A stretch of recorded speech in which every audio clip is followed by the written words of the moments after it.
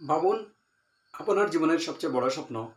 বছরের পর বছর আপনি চেষ্টা করছেন, ফলাফলের জন্য অপেক্ষা করছেন। আর সেদিন এলো যখন আপনি দেখলেন আপনার তালিকায় নাম নেই। এপিজে আব্দুল কালামের জীবনে এরকম একটি দিন এসেছিল, কিন্তু সেই দিনের একটি শিক্ষাই তাকে বদলে দিয়েছিল। আর হয়তো সেই শিক্ষাটাই আপনার শোনা অত্যন্ত প্রয়োজন। কালাম ছিলেন তরুণ, তার স্বপ্ন ছিল এয়ারফোর্সের পাইলট হওয়া। তিনি কঠোর পরিশ্রম করলেন, দীর্ঘ প্রস্তুতি নিলেন, পরীক্ষা দিলেন, সাক্ষাৎকার দিলেন।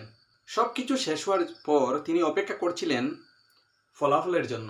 অবশেষে ফলাফল বের হলো, মাত্র 8 জনকে নেওয়া হলো।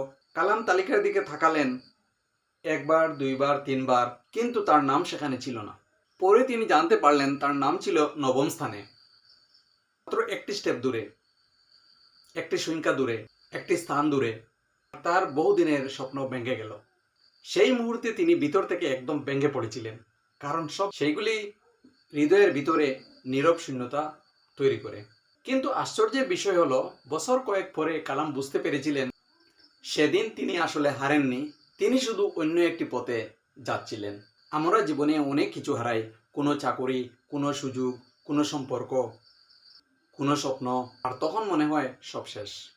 কিন্তু সমস্যাটা ব্যর্থতা নয়, সমস্যা হলো আমরা খুব দ্রুত সিদ্ধান্ত নিয়ে নেই।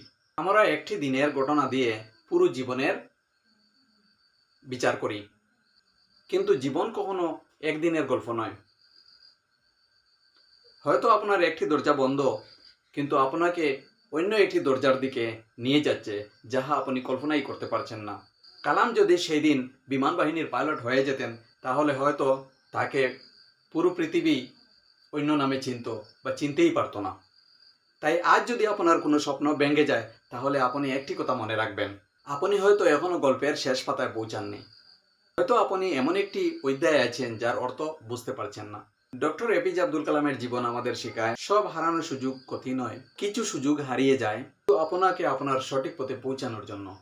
ভিডিওটি ভালো লাগলে একটি লাইক দিয়ে দেবেন, আর চ্যানেলে নতুন হলে চ্যানেলটি সাবস্ক্রাইব করবেন। ধন্যবাদ।